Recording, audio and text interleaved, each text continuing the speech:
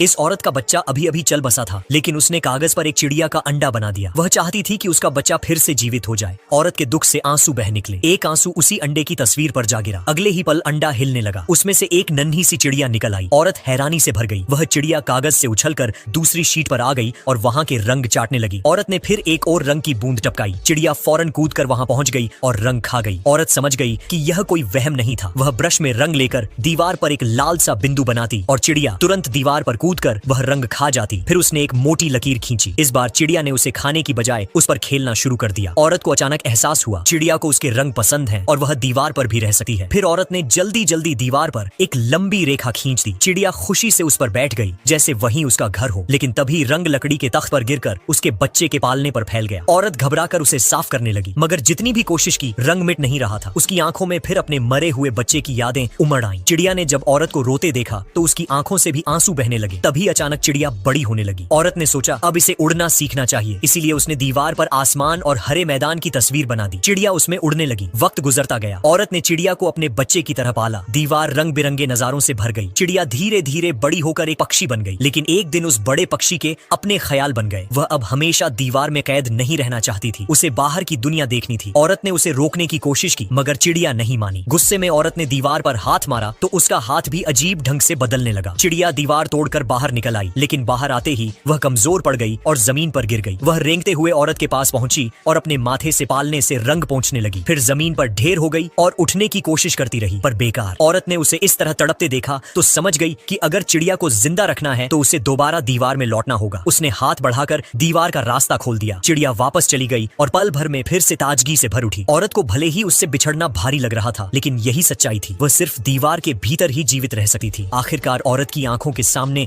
वह पक्षी दीवार के अंदर आसमान की ओर उड़ गया और औरत ने भी अपने दिल का बोझ हल्का कर लिया। माँ के लिए लाइक और सब्सक्राइब कर देना।